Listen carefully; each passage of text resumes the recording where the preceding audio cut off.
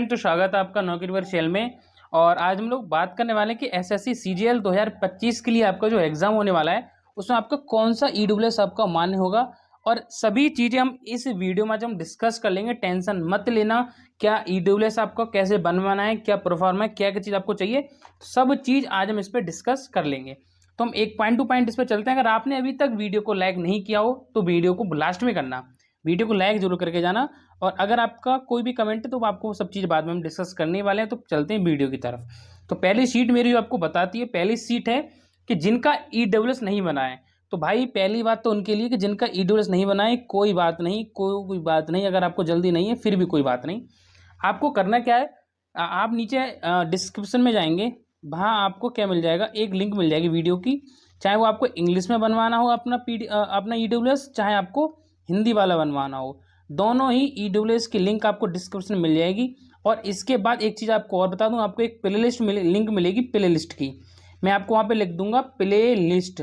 उस play list की link आप ओपन करेंगे, पूरा ईडब्ल्यूएस ही मैंने भर रखी है। उसमें आपको आपका ईडब्ल्यूएस में कोई गलती है तो कौन सा ईडब्ल्यूएस मान होगा, वैलिड ईयर क्या है, सभी चीज़ मैंने इसमें आपको ईडब्ल्यूएस की कंफर्म कर दी है। तो आप एक बार उसको देख लेना, ठीक है। तो जिनका ईडब्ल्यूएस नहीं बना है भाई वो बनवा सकते हैं।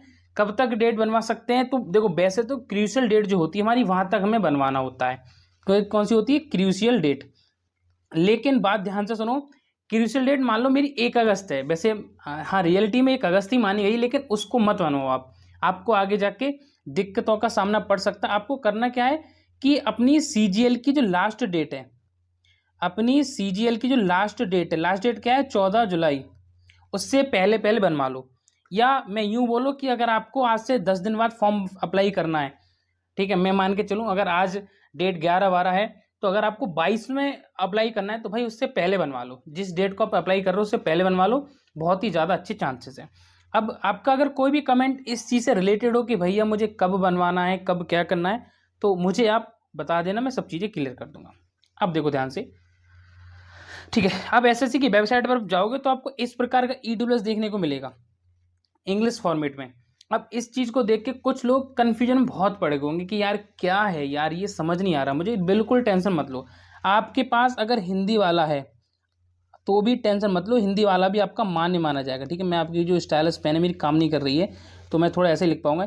आपके पास अगर हिंदी वाला है, ठीक है, वो भी आपका वैलिड है, ठीक है। अगर आपका इंग्लिश वाला है तो उसकी कुछ चीज़ आपको चेक कर लेनी है, जैसे कि इंग्लिश वाले की आपको कुछ चीज़ें चेक कर लेनी है, समझ गए बात को। लेकिन जिन लोगों के पास हिंदी वाला है और इंग्लिश वाला है दोनों मान्य होगा, लेकिन हिंदी वाला कब मान्य होगा वो अगली सीट पर मैं आपको बताने वाला हूँ।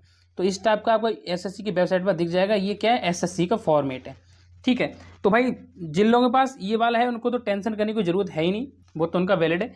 ये कैसे बनवाना है ये वाला, इसकी लिंक भी मैंने डिस्क्रिप्शन में दे रखी है, एक बार देख लेना।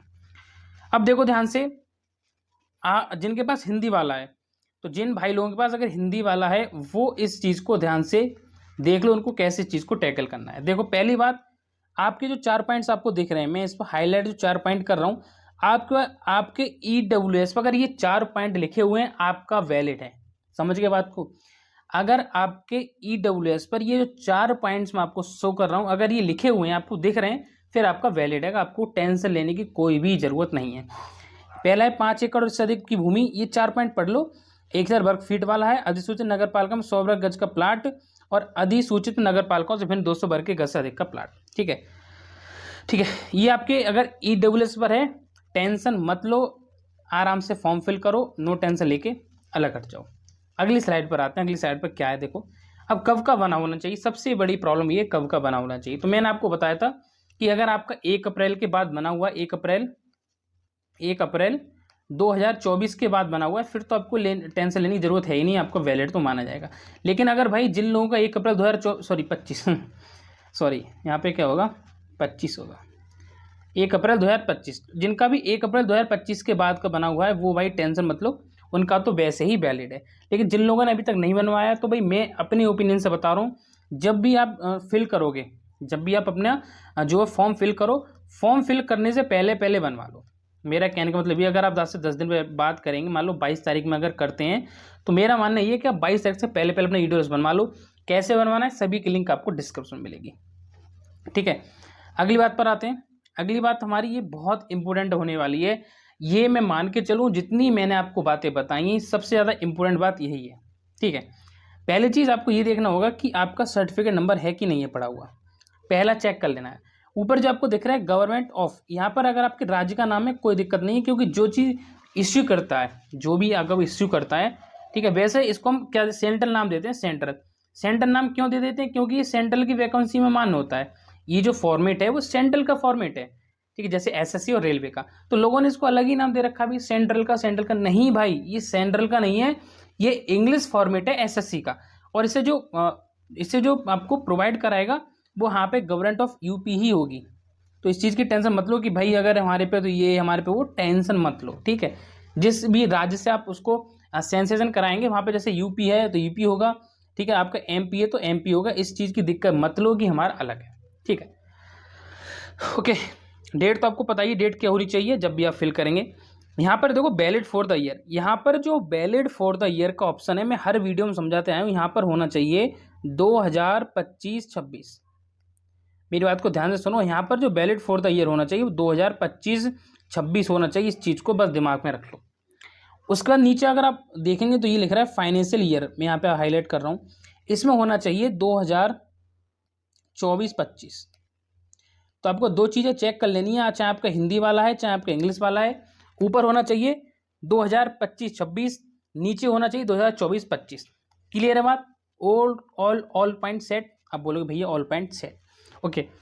अब आपका कोई भी क्वेश्चन है, ठीक है, ये आपको दिखा दे रहा हूँ, मैंने आपको दिखा दिया स्लाइड।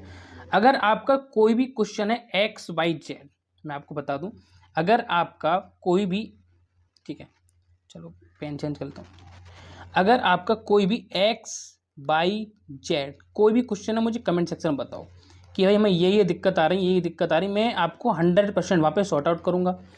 उसके बाद अगर आपने वीडियो को लाइक नहीं किया हो, यार लाइक कर देना, बहुत मेहनत से वीडियो बनाता हूँ मैं, एक एक पॉइंट आपका क्लियर लेके चलता हूँ। तो भाई अगर एसएससी सीजीएल 2025 में फॉर्म भरने वालों, अगर आपको कोई भी दिक्कत है, कैसे ईडब्ल्यूएस बनवाना है, क्या क्या कोई गलती हुई है, सभी के लिंक में डिस्क्रिप्शन में, टेंशन मत लेना, ठीक है। So thanks for watching this video. आपसे रिक्वेस्ट है, अगर आपने अभी तक चैनल को सब्सक्राइब नहीं किया हो तो कर देना, वीडियो को शेयर नहीं किया हो करके जाना जिनको जरूरत है। Thank you.